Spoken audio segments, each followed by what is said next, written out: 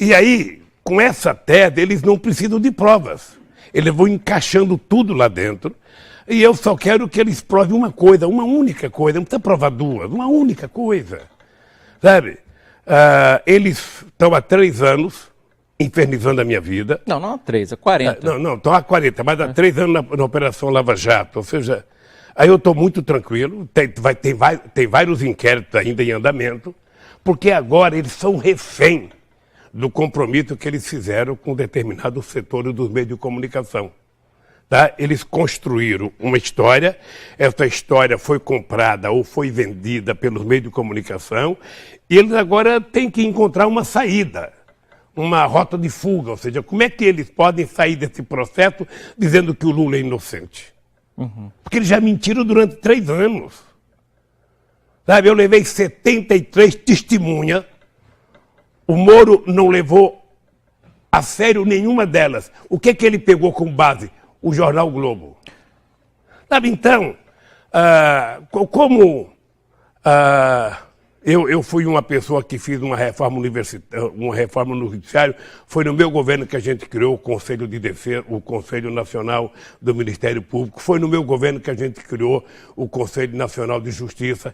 Qual foi o erro que nós cometemos? É que nós fortalecemos a corporação. No Ministério Público, a maioria do Ministério Público mesmo, e o presidente é o procurador-geral. No Poder Judiciário, também nós colocamos a maioria do Poder Judiciário e o presidente é o presidente da Suprema Corte. Não. É preciso, nós vamos fazer outra vez essa reforma. Essas pessoas precisam trabalhar, sabe, com a certeza que nós precisamos democratizar também o Judiciário. Um juiz, ele só pode se pronunciar em função dos autos. Se ele quiser fazer política, ele pode aposentar a toga, entrar num partido político e fazer campanha à vontade. Mas enquanto ele é juiz, ele não tem que ficar fazendo formação de opinião pública, ele não tem que ficar olhando pesquisa, ele tem um cargo vitalício para ele votar de acordo com os autos do processo. Não é o que acontece no Brasil hoje. O que acontece é o seguinte, primeiro, dá nos jornais, eles têm até jornalistas que são os mensageiros. Tem um jornalista na Folha que recebe primeiro, tem um jornalista no Estadão que recebe, tem a Veja que recebe, depois a Globo recebe, depois a Record recebe. Quando eles criminalizam você no meio de comunicação, aí os nossos advogados recebem a denúncia. Então, como é que você convive com isso? Eu não vou me dar um tiro na cabeça. Eu não vou desistir de fazer política. Sabe, se eles quiserem, sabe, achar que vão me impugnar, que o façam. Eu vou brigar nas instâncias que eu tenho que brigar para tentar. Agora, o que eu acho, Pablo? O que eu acho é o seguinte, veja, se eu não for candidato, eu quero ser um cabo eleitoral muito forte. Né? Eles têm que saber disso. Eles têm que saber que eu serei forte como candidato, serei forte como cabo eleitoral, serei forte em liberdade ou preso, vivo ou morto, sabe? Nós temos que dizer, e é importante, que é um recado para a imprensa, nós temos que dizer que nós vamos ter que regulamentar os meios de comunicação nesse país.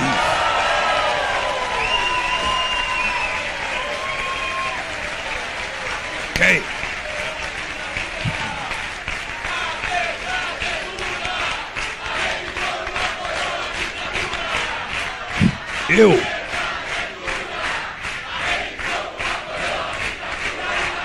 Veja, eu não quero que a gente tenha uma regulamentação, sabe, como os meios de comunicação dos companheiros cubanos, não.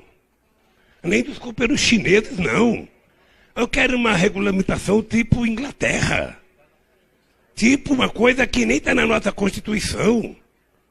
O que eu quero é que seja democratizado de verdade e que meia dúzia de família não detenha o monopólio do meio de comunicação.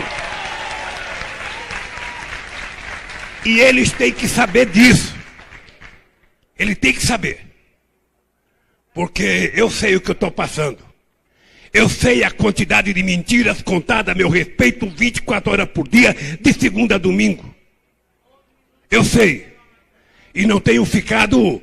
Você vê que eu não sou de ficar com raiva. Você nunca viram eu reclamar. Ninguém aguenta. São quase 18 horas de Jornal Nacional tentando massacrar esse pobre coitadinho que veio de Garanhuns. Ele deve estar escolhendo um candidato deles. Escolham!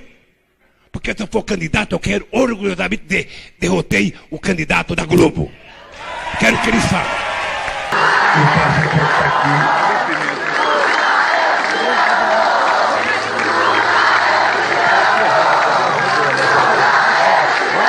Eu queria só dizer para vocês, companheiros, que eu não sei quanto tempo eu tenho pela frente.